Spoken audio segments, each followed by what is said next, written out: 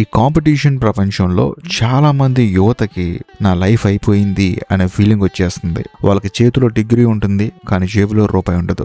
భవిష్యత్తు ఏమవుతుందని చెప్పేసి నిరంతరం భయపడుతూనే ఉంటారు.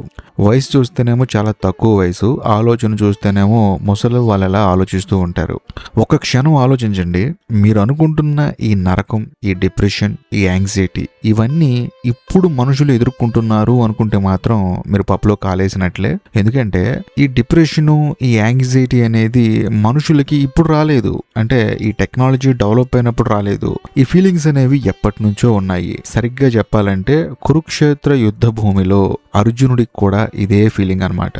ప్రపంచంలోనే అత్యంత గొప్ప వీరుడు, గాంధీవం పట్టిన అర్జునుడు యుద్ధానికి ముందు రథం మీద కూర్చొని ఏడ్చాడు. చేతులు వణికాయి, గుండె ఆగిపోయినంత పనైంది. నా వల్ల కాదు, ఇంక అయిపోయింది నా పని అని చెప్పేసి ఆ ఆయుధాలు కింద పడేశాడు. నేను చెప్పొచ్చే పాయింట్ ఏంటంటే, ప్రపంచంలోనే అత్యంత గొప్ప వీరుడైన అర్జునుడికి కూడా నా వల్ల కాదు అని చెప్పేసి ఆయుధాలు కింద పడేసే సిచ్యువేషన్ అయితే వచ్చింది. సో ఆయనతో పోల్చుకుంటే మనం ఎంత? మీకు తెలుసా అర్జునుడికి డిప్రెషన్ ఎందుకు వచ్చిందో? ఎదురుగా ఉన్న శత్రువులను చూసి కాదు, రేపేమవుతుందో అనే ఊహల వల్ల. ఈరోజు మీ పరిస్థితి కూడా సరిగ్గా అదే. చాలా మంది యువత ఏంటంటే వాళ్ళ జీవితం ఇంకా స్టార్ట్ కాకముందే రిటైర్మెంట్ గురించి భయపడుతూ ఉంటారు. ఇంకా క్లియర్ గా చెప్పాలంటే మీ సమస్యలు అసలు పెద్దవి కానే కాదు, మీరు ఊహించుకుంటున్న భయాలు పెద్దవి. ఒక విషయం గుర్తుపెట్టుకోండి, 20 ఏళ్ల వయసు అంటే ఆకాశాన్ని అందుకోవాల్సిన టైము. కానీ ఈ రోజు యువత ఏం చేస్తుంది? చిన్న చిన్న ఓటములు కూడా తట్టుకోలేక ఒక రూమ్ లో కూర్చొని ఏడుస్తూ ఉంటున్నారు. ఇలాంటి ఓటములు జీవితంలో చాలా చూడాలి, వాటిని ఎలా ఎదుర్కోవాలో నేర్చుకోవాలి. అవన్నీ నేర్చుకోవాలంటే ఫస్ట్ మీరు చిన్న చిన్న ఓటములు చూడాలి కదా. అలా కాకుండా ఒక సమస్య రాగానే విక్టిమ్ లాగా అయిపోయి నాకే ఎందుకు ఇలా జరుగుతుంది, భగవంతుడు నన్ను ఎందుకు టార్గెట్ చేశాడు, ఈ ప్రశ్నలు మిమ్మల్ని ఎక్కడికి తీసుకెళ్తాయి తెలుసా? మిమ్మల్ని మానసికంగా చంపేదాకా తీసుకెళ్తాయి. ఒకసారి మీ ఆత్మవిశ్వాసం దెబ్బతింటే ఆ తర్వాత ప్రపంచంలో ఏ మోటివేషన్ మిమ్మల్ని లేపలేదు. ఏం చెయ్యాలన్నా భయం, ఎవరితో మాట్లాడాలన్నా వణుకు. చివరికి ఏమవుతుంది?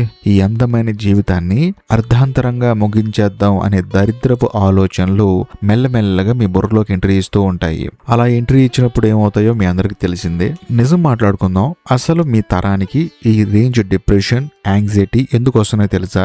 ఎందుకంటే మీరు ఒక భ్రమల ప్రపంచంలో బ్రతుకుతున్నారు. మీ జీవితంలో మీకు ప్రతిదీ చాలా ఈజీగా వచ్చేయాలి. ఎందుకంటే మనం పెరుగుతుంది కూడా అలాగే అనుకోండి. తర్వాత సంగతి ఎందుకు ఆ మాట అన్నానంటే, ఒక విషయం గురించి మనం తెలుసుకోవాలి. ఏం చేస్తాం? ఫస్ట్ గూగుల్లో సెర్చ్ చేస్తాం. సో ఎంత పెద్ద విషయాన్నైనా సరే ఫాస్ట్ గా తెలుసుకున్నాం. సో అలాంటప్పుడు మన మైండ్ ఏం చెప్తుంది? ప్రతిదీ నా జీవితంలో నాకు ఇన్స్టెంట్ గా కావాలి. అయితే మన జీవితంలో ఇన్స్టెంట్ గా జరిగిపోయే పనులు చాలా ఉన్నాయి. ఫుడ్ ఆర్డర్ పెట్టడం అవ్వచ్చు, లేకపోతే ఇక్కడి నుంచి అక్కడికి వెళ్ళటం అవ్వచ్చు, ఎక్కడికైనా వెళ్ళటం అవ్వచ్చు. ఇవన్నీ జరిగిపోతాయి. కానీ జీవితంలో సక్సెస్ అలా రాదు. కొంతమందికి 5 ఏళ్ళు పట్టొచ్చు, ఇంకొంతమందికి 10 ఏళ్ళు పట్టొచ్చు, మరి కొంతమందికి ఒకే ఒక్క సంవత్సరంలో సక్సెస్ వచ్చి ఇంకో 2-3 సంవత్సరాల్లో ఆ సక్సెస్ కూడా పోవచ్చు. ఇక్కడ ఒక్కొక్కళ్ళ జీవితం ఒక్కొక్కలా ఉంటుంది. ఒక్కొక్కళ్ళ సక్సెస్ ఒక్కొక్క టైమింగ్ ని బట్టి ఉంటుంది. వాడి సక్సెస్ నాకు రావాలి అనుకోవటం మూర్ఖత్వం. ఎందుకంటే మన ఫింగర్ ప్రింట్స్ అందరివి ఒకేలా ఉండవు కదా. అలాంటప్పుడు భగవంతుడు అందరికీ ఒకే విధమైన సక్సెస్ ఇస్తాడని ఎందుకు అనుకుంటారు? ఇంకొక అద్భుతమైన విషయం చెప్పనా? సినిమాలో హీరోలాగా ఒకే ఒక్క పాటలో కోటీశ్వరులు అయిపోవాలని కోరుకుంటున్నారు. అది సినిమా కాబట్టి ఒక 15 సంవత్సరాల జర్నీని 4 నిమిషాల పాటలో చూపిస్తారు. కానీ ఇది రియల్ లైఫ్ కాబట్టి మనం ఆ కాన్సిక్వెన్సెస్ ని ఫేస్ చేయాలి, కష్టాలు భరించాలి, ఆ తర్వాత సక్సెస్ ని చూడాలి. సో ఇది రియాలిటీ.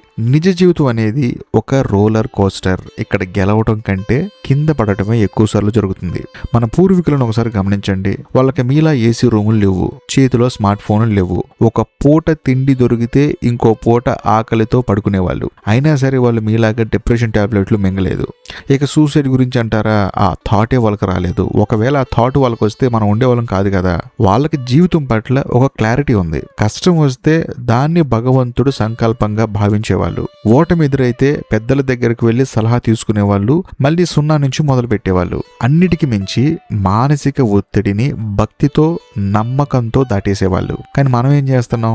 భక్తి అంటే కేవలం పండగ రోజు స్టేటస్లు పెట్టడం, లేకపోతే సెల్ ఫోన్ రింగ్ టోన్లో పెట్టుకోవడం. అది కూడా కాకపోతే ఎవరన్నా బలవంతం చేస్తే గుడికో లేకపోతే ఎక్కడికన్నా వెళ్ళటం. ఇంకా దరిద్రం ఏంటంటే కష్టం వస్తే దేవుడి దగ్గరికి వెళ్ళటం. సో మన మనస్తత్వం అనేది ఇలా ఉన్నప్పుడు మనకి కష్టాన్ని ఎదుర్కొనేంత ఆత్మస్థైర్యం ఎక్కడి నుంచి వస్తుంది?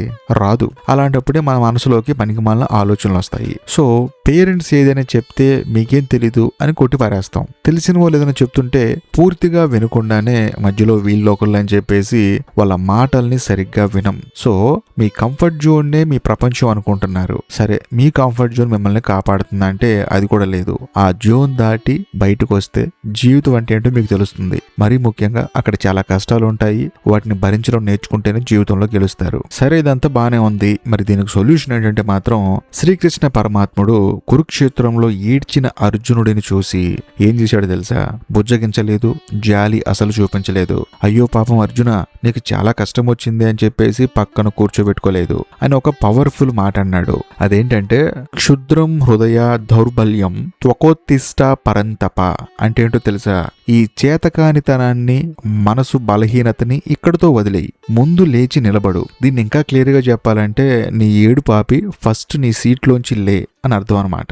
ఎందుకంటే నీ చుట్టూ ఉన్న సమస్యల కంటే నీ లోపల ఉన్న ఆత్మశక్తి చాలా పెద్దది. మీరు చేయాల్సిన మొదటి పని మీ మనసుని ఒక బాధితుల్లా చూడటం ఆపేయండి. నేను అభాగ్యుణ్ణి, నన్ను అందరూ మోసం చేశారు అనే సింపతి డ్రామా మొదట బంద్ చేయాలి. నిజం ఏంటంటే మీ లైఫ్ కి మీరే బాస్. రిలేషన్షిప్ లో ఏమైనా ప్రాబ్లమ్స్ వచ్చాయా? అయితే ఏమైంది? మీ కెరీర్ మొత్తం దెబ్బతిందా? అయితే ఏమైంది? సున్నా నుండి సామ్రాజ్యాలు కట్టిన వాళ్ళు ఈ భూమి మీద కొన్ని కోట్ల మంది ఉన్నారు. ఫలితం గురించి, ఆ ఊహాజనిత భవిష్యత్తు గురించి ఆలోచించడం మానేయండి. ఈ రోజు, ఈ నిమిషం మీ చేతిలో ఏముందో దాని మీద మాత్రమే ఫోకస్ పెట్టండి. యుద్ధం నీ ముందే ఉంది. నువ్వు పారిపోయిన శత్రువు వదలడు.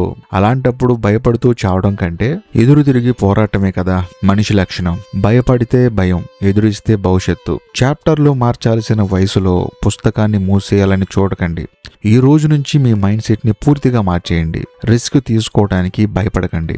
లైఫ్ అనేది ఒక ఇన్ప్రెడిక్టబుల్ గేమ్. ఇక్కడ ఎప్పుడు ఏం జరుగుతుందో ఎవరికీ తెలియదు. ఆ రిథమ్ ని ఎంజాయ్ చేయడం నేర్చుకోండి. ప్రతిరోజు ఉదయం లేవగానే మీ కష్టాల లిస్ట్ ని పక్కన పెట్టి మీ చేతిలో ఉన్న అవకాశాల వైపు చూడండి. మీ కంఫర్ట్ జోన్ అనే లగ్జరీ జైలు నుంచి బయటపడండి. కష్టాలనేవి మిమ్మల్ని ముంచడానికి రావు. మీలో దాగి ఉన్న అసలైన వీరుణ్ణి బయటికి తీయడానికి వస్తాయి. అందులోనూ మీరు అనుకున్నట్లు మీరు ఈ ప్రపంచంలో ఒంటరి వాళ్ళు కాదు. మీ చుట్టూ ఉన్న మనుషులు లేకపోవచ్చు, కానీ మీ లోపల ఒక అనంతమైన ఆత్మశక్తి ఉంది. మనుషులు ఈరోజు మీతో ఉండొచ్చు, ఉండకపోవచ్చు. ఒకవేళ ఉండకపోయినా మళ్ళీ మీ జీవితంలోకి ఎవరో ఒకరు రావచ్చు. కానీ మీరు చనిపోయేంత వరకు మీతో ఉండేది మీ అనంతమైన ఆత్మశక్తి. ఆ శక్తి రూపంలో ఆ కృష్ణ పరమాత్ముడు ఎప్పుడూ మీతోనే ఉంటాడు. ఈరోజు మీకు కొండంతలా అనిపిస్తున్న ఈ కష్టం రేపటి రోజున ఒక చిన్న జ్ఞాపకం మాత్రమే. సమయం ఎప్పుడూ ఒకేలా ఉండదు. ఈ కష్టం కూడా గడిచిపోతుంది. ధైర్యంగా ముందడుగు వేయండి. మిమ్మల్ని మీరే నమ్మనప్పుడు ఈ ప్రపంచం మిమ్మల్ని ఎందుకు నమ్మాలి? ఆలోచించటం ఆపేయండి. ఏ పనినైనా సరే ఏదో ఒక పనిని ఆచరణలో పెట్టండి. ఒక్క విషయం ఆలోచించండి. ఈ భూమి మీద పుట్టిన ప్రతి ఒక్కడు ఏదో ఒక రోజు పోవాల్సిందే. డబ్బు ఉన్నవాడైనా లేనివాడైనా అందరికీ ఆఖరి స్టాప్ ఆ శ్మశానమే. అలాంటప్పుడు మధ్యలో ఉన్న ఈ కొన్ని సంవత్సరాల జీవితానికి ఎందుకింత బిల్డప్, ఎందుకింత భయము? చాలా మంది 20 ఏళ్లకే నా లైఫ్ అయిపోయిందని చెప్పేసి సర్టిఫికేట్ ఇచ్చేసుకుంటారు. ఎందుకు? ఎగ్జామ్ పోయిందా? పోని. చేస్తున్న జాబ్ ఊడిపోయిందా? అది కూడా పోని. లేదా సమాజం మిమ్మల్ని చూసి నవ్విందా? నవ్వని. నిజమేంటంటే ఈ ప్రపంచంలో ప్రతి ఒక్కడికి మీకు అంత టైం ఇచ్చేంత టైం లేదు. ఏదో నవ్వుతాడు ఒక 2 సెకండ్లో, వాడు వెళ్ళిపోతాడు. జీవితాంతం బాధపడేది మీరు. 2 సెకండ్ల నవ్వుని సీరియస్ గా తీసుకుంటే మీ జీవితం నవ్వుల పాలవుతుంది. మీ జీవితంలో ఎవ్వడు 24 గంటలు మీ పక్కన కూర్చోడు, 24 గంటలు మిమ్మల్ని విమర్శించడు. వాడి పాపాన వాడేదో చేసుకుంటూ పోతూ ఉంటాడు, మిమ్మల్ని చూసి నవ్వుతాడు, జోకులేస్తాడు. అది కూడా కేవలం కొన్ని నిమిషాలు మాత్రమే. కానీ మీరు మాత్రం వాటిని తలుచుకొని ఏడుస్తూ కూర్చొని ఎందుకు మీ జీవితాన్ని నాశనం చేసుకుంటారు? మీరు ఏడిస్తే ఈ ప్రపంచం మిమ్మల్ని చూసి కొంచెం సేపైనా జాలి పడుతుందేమో, కానీ మీ కన్నీళ్లు తుడిచి మిమ్మల్ని నడిపించేవాడు ఒక్కడు కూడా ఈ ప్రపంచంలో లేడు. మీ యుద్ధం మీరే చేయాలి. మీ గాయాన్ని మీరే మానిపోయేలా చేసుకోవాలి. అర్జునుడు ఏడుస్తున్నప్పుడు శ్రీకృష్ణుడు ఒక గురువులా క్లాస్ పేకలేదు, ఒక మంచి ఫ్రెండ్ లా భుజం మీద చేయివేసి అర్జునుడి లోపల చనిపోయిన అహాన్ని, ఆత్మగౌరవాన్ని మళ్ళీ పునఃప్రారంభించాడు, ఆ అగ్గిని రగిల్చాడు. ఈరోజు నేను కూడా మీకే అదే చెప్తున్నాను, నీ లైఫ్ నీ చేతుల్లోనే ఉంది. ఒకవేళ ఈరోజు మీరు 0 దగ్గర ఉంటే అదే మీ ప్లస్ పాయింట్. ఎందుకంటే 0 దగ్గర ఉన్నవాడికి కోల్పోవడానికి ఇంకేం ఉండదు, కేవలం గెలుచుకోవడానికి మాత్రమే ఒక సామ్రాజ్యం ఎదురు చూస్తూ ఉంటుంది.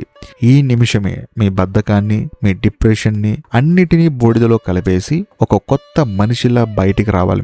మీరు వస్తారు అనుకుంటున్నాను, రాకపోతే ఇక మీ ఇష్టం. ఏది ఏమైనా సరే ఈ వీడియో గనక మీకు నచ్చితే లైక్ చేయండి, షేర్ చేయండి. ఈ వీడియోపై మీ అభిప్రాయాన్ని తప్పకుండా కామెంట్ చేయండి. మీ కామెంట్ కోసం వెయిట్ చేస్తూ ఉంటాను. ఇప్పటికీ మీరు మన ఛానల్ని సబ్స్క్రైబ్ చేసుకోకపోతే దయచేసి సబ్స్క్రైబ్ చేసి బెల్ ఐకాన్ ప్రెస్ చేయండి.